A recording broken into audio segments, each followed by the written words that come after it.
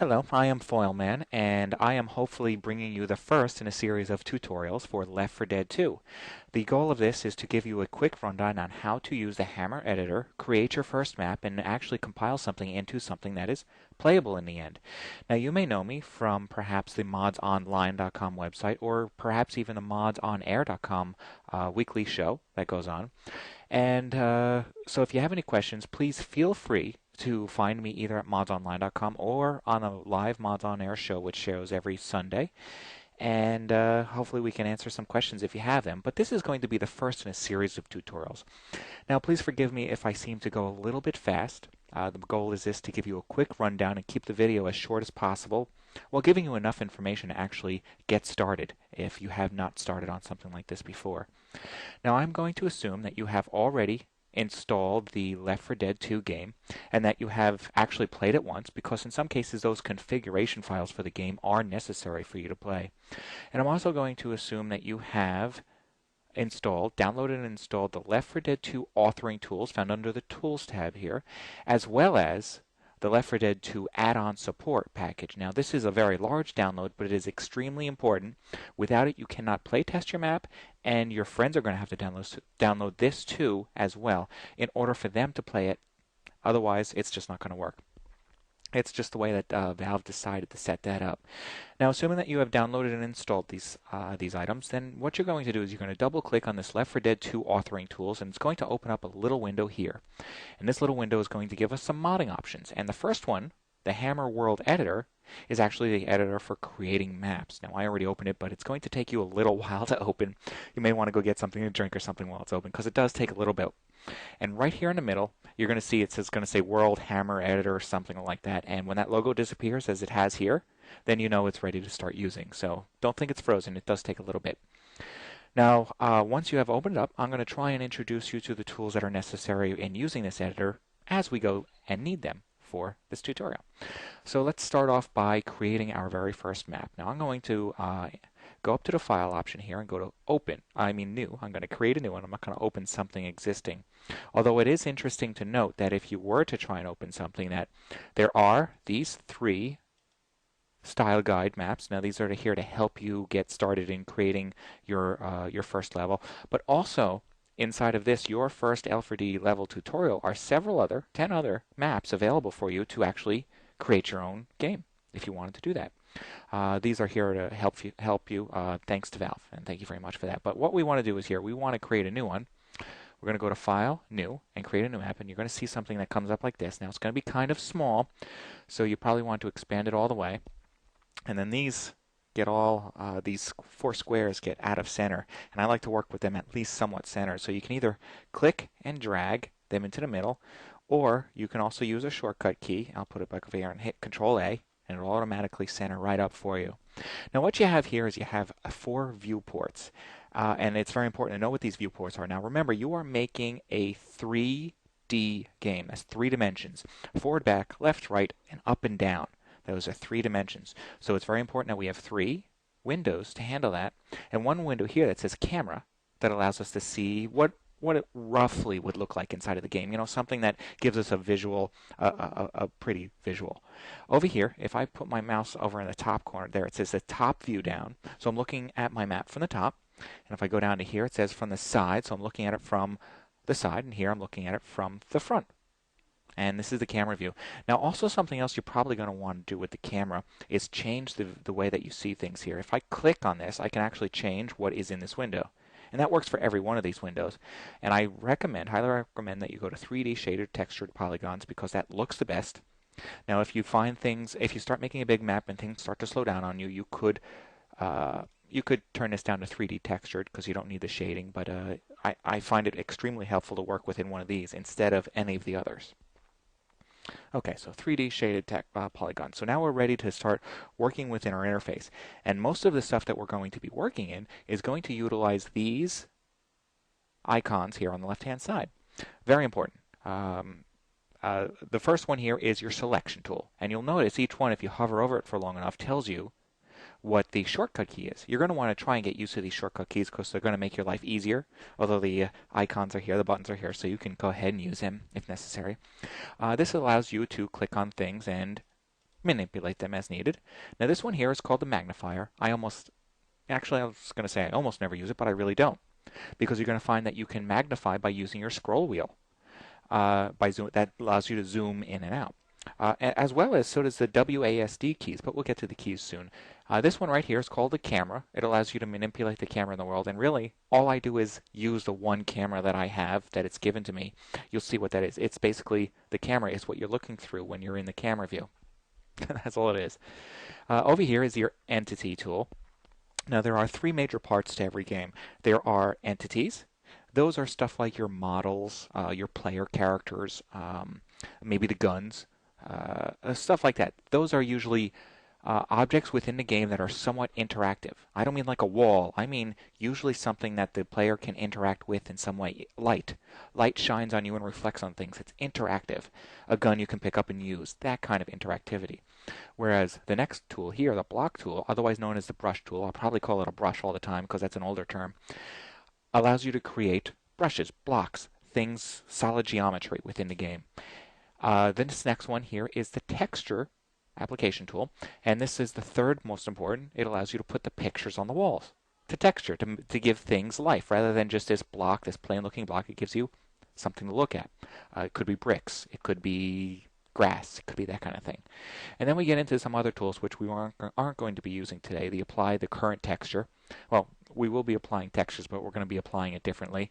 Applying a decal, letting you put a picture over top of other pictures is a short way to do that. Overlay is very similar to that. We have the clipping tool. We'll probably be using the clipping tool in future tutorials, which allows you to take a brush and either cut off one end or the other, or even split it in half. And then also the vertex manipulation tool, which we probably won't get to, which allows you to grab every little corner of a brush, of a block, and manipulate just each corner. Now, it's also important to note that whenever you do create your blocks, basically you're creating. There's a couple different shapes you can use. Generally, in this tutorial we'll only be creating rectangular, cubic type blocks, but you can also create round, and you can also create cone-shaped blocks. You cannot create concave blocks. Those are ones that go inside, like a bowl of cereal inside the bowl, because that's not a possible form of geometry within a game. You can create a bowl using several brushes, but not. That's just a bit of information for you. Okay, so I want to show you how to start creating your world. Now, in order to start, what you want to do is you want to pick a base texture, a texture that is not going to take up memory. It is not going to have to be.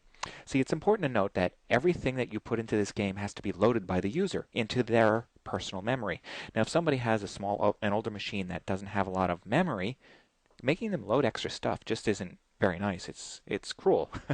So you want to use a base texture that doesn't take up memory and that you don't have to go searching around and hopefully replace later. We want to use a base texture that I'm going to say is the no draw texture. And we can do that by we can do it by clicking on this tool to select our texture and then apply it. But what I want to do is I'm going to use this one over here on the right hand side, which is the current texture that we have selected, which we don't want this advertisement. We want to click the browse button, and it'll give us a rundown of all the pictures that we have available. And then I'm going to filter it. And I'm going to filter it for, this is actually a dev brush, a dev texture, but I'm going to go directly to it, call it a no draw, all one word, NODRAW. Don't hit enter, because enter will automatically select whatever was selected. And then here it comes up. Now I can double click it, and that selects it. So now I have no draw selected. All right, now I'm ready to start creating my room. I'm really, in this level, in this tutorial, I'm just going to create a room for you. And there's several different ways to create a room, but the proper way to do it is to create the 6 brushes of a room, which would be your ceiling, your floor, your ceiling, yes, your floor, and the other 4 walls. That's 6 brushes. Now, there are some people that'll go out there and tell you it's okay to use something called a hollow tool. However, it is known that if you use it incorrectly, it is possible to create errors within your game. If you use a hollow, or if you take 2 brushes and try to subtract them from each other to create a hollow tool and a hollow set of brushes that are weird. If you get an error with this, you may never be able to recover from that error, which is why I say, you know what? Why risk it? Why even try and risk the problems of doing the hollowing and the subtraction. But if you want, so you know what, I'm not even going to show it to you. I'm going to show you the proper way of doing it. So I'm going to select this brush, the block tool, and I'm going to create a room. And I am going to create a room probably just I don't know, I'm trying to think of a size here, and I think I'm going to go with something that's 512 by 512 units. That's a somewhat large room, I guess. Good enough for this tutorial anyways. And I clicked somewhere in the level, and I dragged, left click and dragged until I created 512 by 512. And then that is from the top down, you'll notice. And if I click in the middle, and I can drag it. And if I click one of these handlebars, I can drag that to change the size again. Now I haven't actually created anything yet. I am just preparing to create it. And now I also want to say this is going to be my floor. So I'm looking at this and I'm saying 64. 64 units is a really, really thick floor. A good size to use would be 8 units. However, I can't seem to get out of this 60 multiplications of 64. See this grid. If I use the mouse wheel and zoom in, you'll see the grid only allows me for 64. Now we can change that grid, this snap to grid option. I say always leave snap to grid on. If you look down here on the bottom right, you'll see it says snap grid on, grid 64. We want to change that, and there's a couple ways we can do it. We can use these buttons up here on the top left, smaller grid or larger grid, or we can also use the brackets. If you look right next to where it says larger grid, it says right bracket. Well, if I use these, if I want to go smaller, I'll use the left bracket, and see, it's changing. And down here, the number changed to 32. And I want to go down to 8. There we go. And then I want to drag this down so it's just 8. Now let's create that first brush by hitting the Enter key. And that's it. Now in this view, I am going to put my mouse in this view and then pull the mouse wheel down, zooming out. You can see, here it is. Here's the brush that I just created. Now let me show you how to move around in this view too. I kind of mentioned before that you can use the WASD keys. Here's the A key to strafe, the D, W zoom in or move forward, and S to move back. Now I may want to move up and down. To move straight up and straight down, you hold down the Shift key and you push arrow up and arrow down. And now I can also use arrow left and arrow right with the Shift key to strafe. And now if I want to look over top of it, I let go of the Shift key and use the arrow up and down. See what that does? And if I use the left and right, it also turns that view. So I use these keys quite a bit, pretty much. I use WASD as my left hand and the arrow keys on my right hand, and then I can zoom in and look down, and there's my floor. And you see I'm moving around quite easily. Now there's our floor. Now what we want to do is we want to create a ceiling. And I'm going to show you, but actually before we do the ceiling, let's do the wall so we know how high to make everything. So I'm going to select my brush tool. The current brush we have here is all colored in red. Hopefully you can see that. Well, I'll zoom in so you see it's nice and red. And now a good wall height would probably be, I don't know, let's make it 128 units. That is a pretty good wall height. So I'm going to left click and drag up so it says 128 by 8. 128 by 8. And I'm going to take a look over here and say, notice that it's not actually on the brush I want. So I'm going to click it so I have 4 arrows and drag it over here. And I'm going to zoom out and zoom in with the mouse wheel and then click this middle handle so I can drag out the size and make sure that I'm right on the edge. And I'm going to zoom in over here and say you're right on the edge. And you can see it looks good over here in the 3D view. Now I'm going to put my mouse over here and hit Enter key. I just created a wall. All right, now let's put a wall on the other side. But rather than draw it out, let's copy this wall and put it over here. Now in the 3D window, I can click things in here too. I have to click the selection tool here. And I can click things here. And if I click on this wall, you'll see it's selected. Click on that, it's that selected. If I want to select them both, I hold down the Control key, and then I can select more. If I want to unselect everything, I hit the Escape key. And now I'm going to click on this wall and put my mouse over it so that I see the 4 arrows, and hold down the Shift key, left click, and drag it over. Then let go of the mouse button. And now it's been copied. And now I can let go of the Shift key. It's important that you do it in that order. And then I'll zoom in to make sure it's placed properly, because see, I can drag it around as much as needed. And it looks good. And if I zoom in over here on the bottom, I'll notice there is no gap It is very important that there is no gap. Let me tell you about this world, this space. Space is actually a really good term for this because what we're working with in this 3D world is uh, is an open void. It's an additive mapping process, which means that we have an open space and we just keep adding brushes, adding pieces, models, blocks, and stuff like that to it.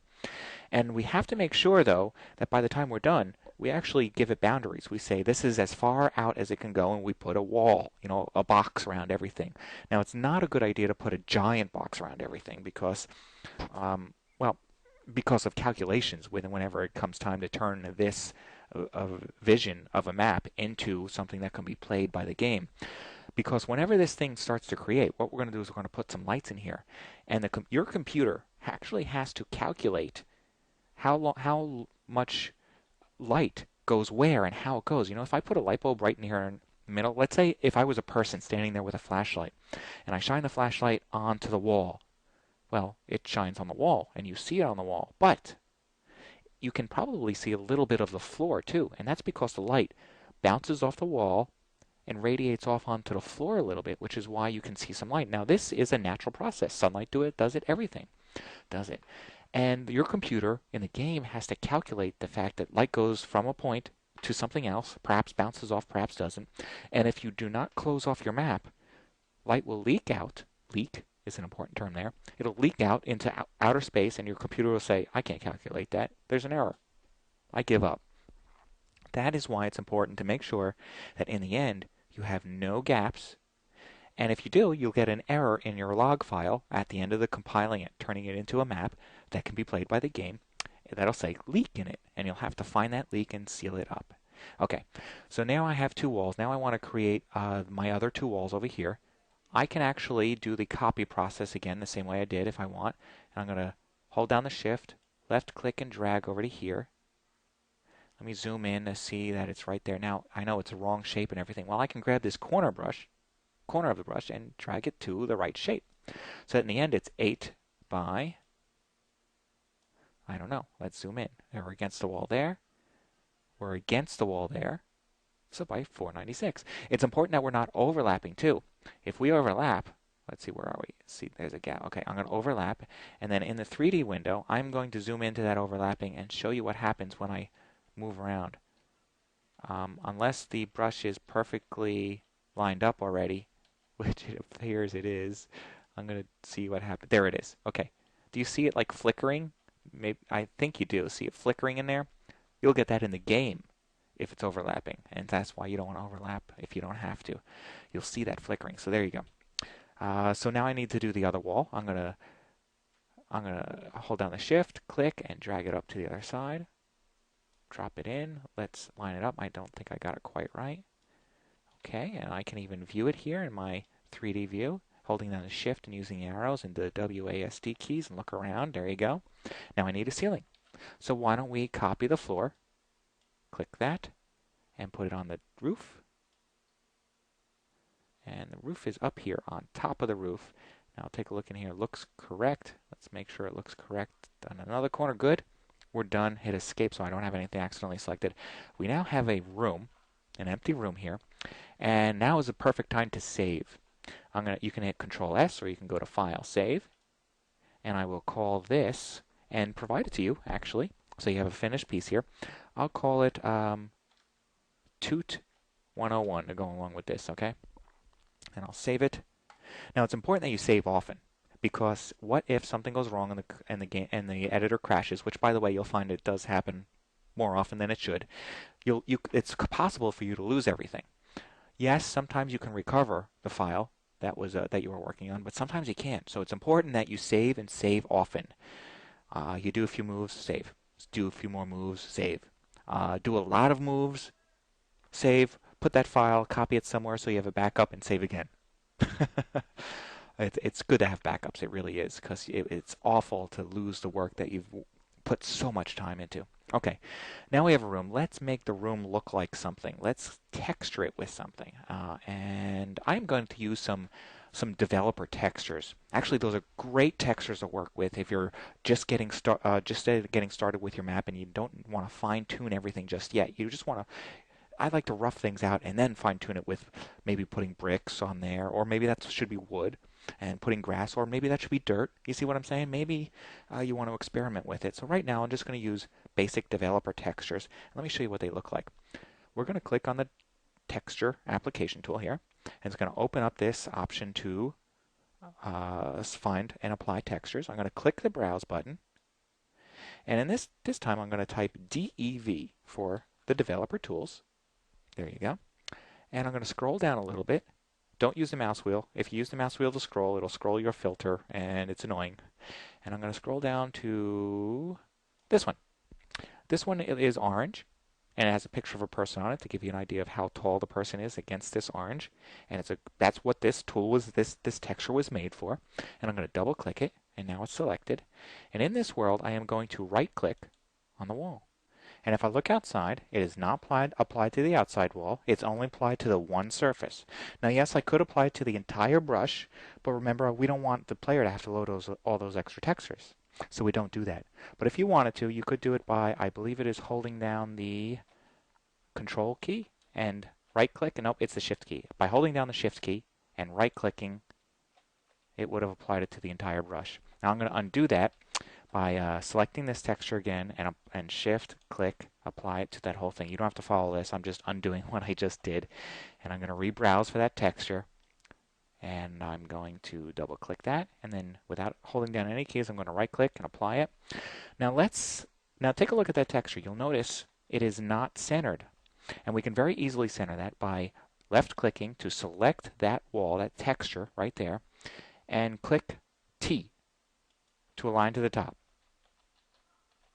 You'll see now it is aligned to the top. If I hit B, it would align to the bottom. Or C for center, and L for left, right, or fit that one texture across the entire brush. That's not what we want. We want to let it stagger itself just like it's doing, repeating, tiling itself. Now I want to apply this texture to the rest of the walls. So I'm going to make sure it is selected by left clicking on that and then right clicking to apply the exact same settings on all the other walls. Perfect. Now let's do the floor. I'm going to click the floor. I'm going to browse. I'm going to look for another developer texture, this gray one with the crosshairs there in the middle. And I'm going to left click there. And then I'm going to do the same thing to the ceiling. There we go. We got walls, floor, ceiling. I'm going to press Control S to save so I don't lose anything. Now comes the fun part. We start adding players and lights. Okay, let's start with lights. I click on this entity tool right here because I'm going to lay an entity. Remember, I talked about entities and how lights and players are some of those.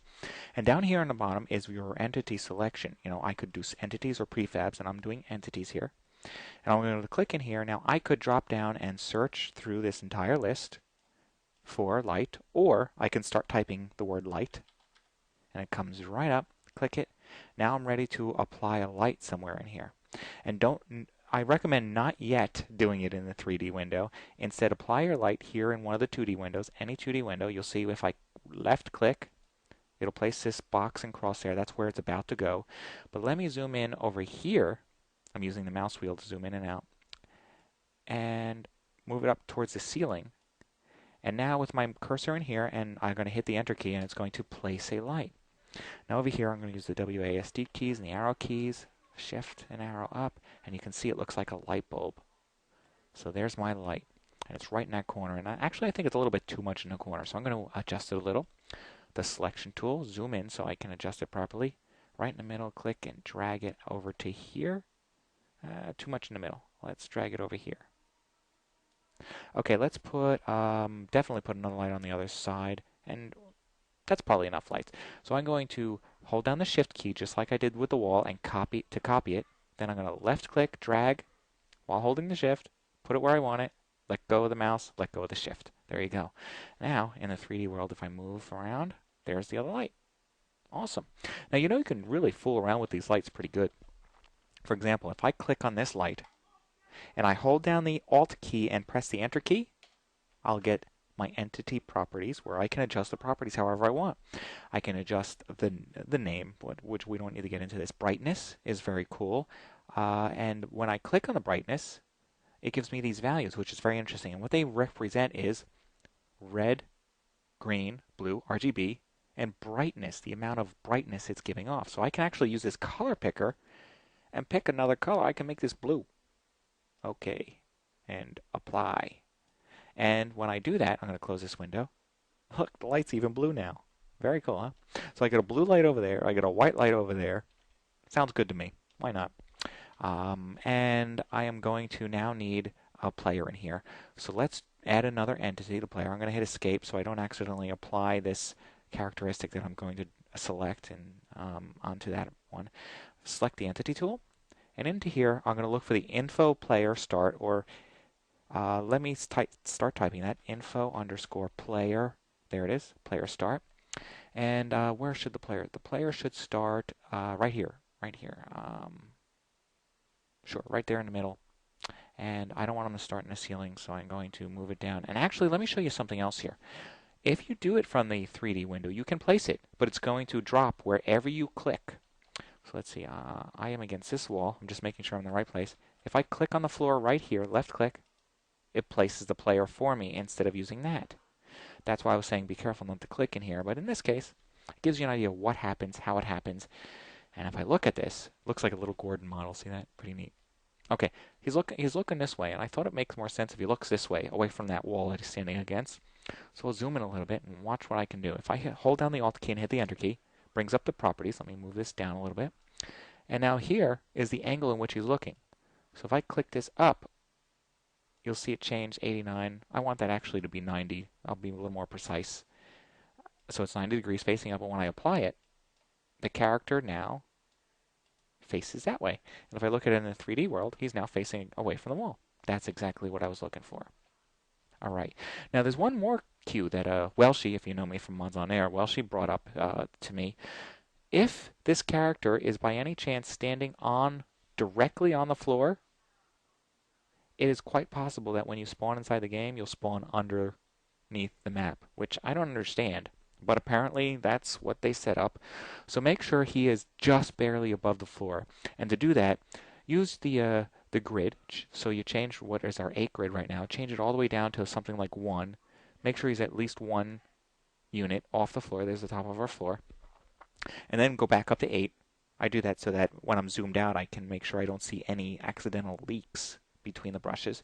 And there you go. I'm going to deselect by hitting the escape, hit Control S to save, and I'm trying to think if there's anything else left in the map, and I really don't think there is.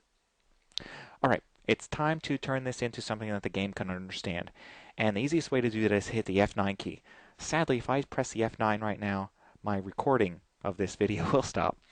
I found out that the hard way, but you can find it this way, Run Map. It's called up here, this little button. It looks like 3 little circles, or you can go up to, I think it's let's see, File, Run Map is another way to do it. And when I open that up, it brings up the Run Map window.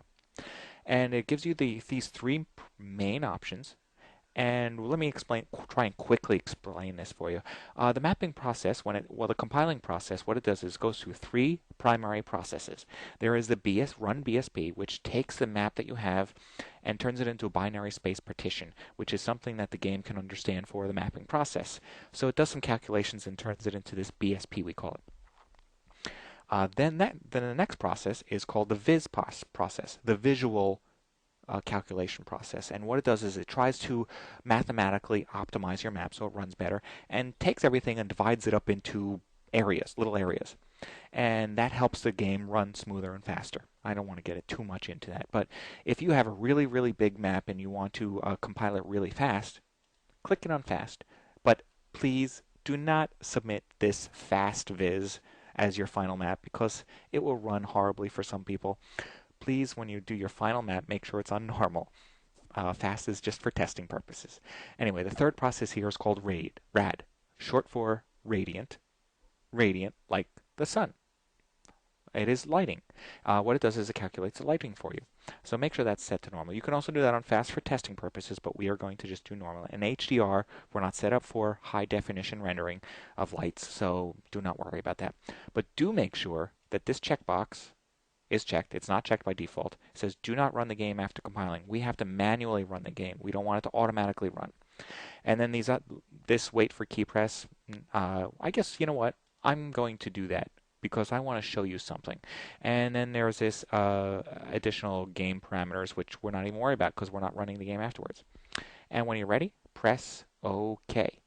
When you do, this DOS window will pop up. Let me pull it over. See, this is why I set it to wait for key press. I want to show it to you. And if I scroll through it, I can see what happened during the compiling process. Let me go to the top here.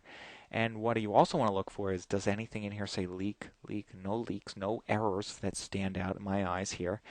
And I'm scrolling through it to see what happened. Okay, now it ran that command and it's just did the process. This is like a countdown, or it's a count up to 10 until it's completed percentage-wise for the viz. And then over here, I think it goes into creating the final map here. What it calculated, and it's finished. Press any key. I'll just press a key and it closes. Now, if you did not check the box and you ever want to check that file, you can find it. Let me open up my Windows Explorer here. Hopefully it fits in this window. And let me remember where it is. See, I installed my game into Steam. Then it goes into Steam Apps. Source, no, it is under Common. Left 4 Dead 2. Then SDK content, no, it's going to be in your maps file, so I'm going to go to Left 4 Dead 2, then I want to look for maps, and scroll down here, and I see my test 3, my toot, but that's not the file. Okay, I'm sorry, I'm not used to looking for the log file that often. I'm going to go to SD content, map source, and here is my toots, my log file. Now, if I open this up with some sort of text editor, open with a text editor like Notepad, you will get to see what this thing says. Let's see, if I double click on it, it should eventually open. No, see, Windows 7 is being finicky here. Oh, it did finally open. Never mind. Okay. And you'll see this is exactly what we just saw in that window before. So maybe you want to leave that box checked so that you can check out the log without having to find this file and look for a possible error. All right, I'm going to close that. And we don't need this open anymore. But it's nice to know that here's what happened. Here's your map file, and it turned it into a BSP. And then it took that BSP and copied it into where the game plays it, which is Left 4 Dead 2, Left 4 Dead 2 again, and then maps. Where's our maps? Here's our maps. And I'll scroll down and you'll see it, the BSP that it created. It copied it over here. Now the game can find it and play it. I know it says .bsp, and BSP is one of the processes, but it did all the other processes and saved it under this file.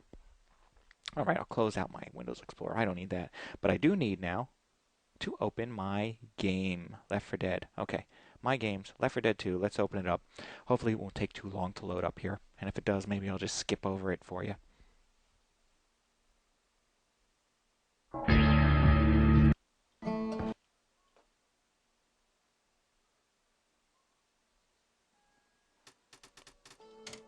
All right, multiply. I'm going to change the options here so I can see this a little bit better.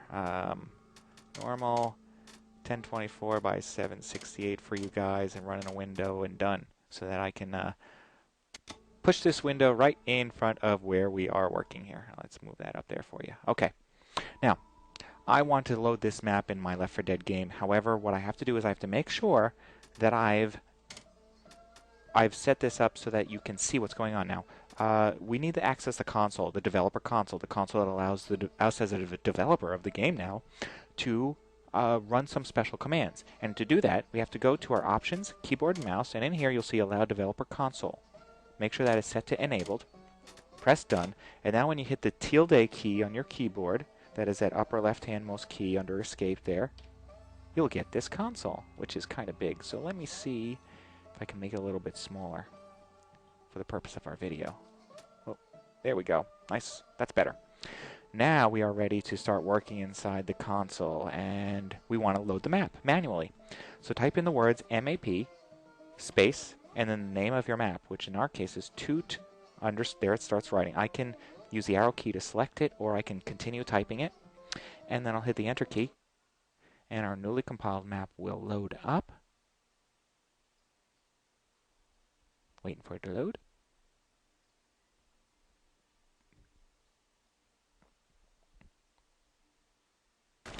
There it is. I'm in the game. And there are my other people. So here we are. We're in a Left 4 Dead map. There's the white light. There's the blue light that we made. Here's our guys. If I shoot them, Why in the they get hell you mad. guys keep shooting me? There you go. So that's it. Now if we want to get out, I can hit that, hit the tilde key again and type quit, or I can use exit to menu, whatever I want to do. I'm going to type quit, the short exit. And excuse me. And that is the process. That is the process we need for creating our maps. So I do hope that this was very helpful to you. I hope you found this informative. And now, if you have any questions, please feel free to head over to modsonline.com and ask questions in our forums. Very helpful over there. And this is also where I'm going to supply you with the downloadable version of not only this, probably of this video, but definitely of the source map file that I just created and saved. I want you to be able to access it and take a look at the content so that you can recreate it more easily in case you get if you have any questions. So thank you very much, and until our next video, happy mapping.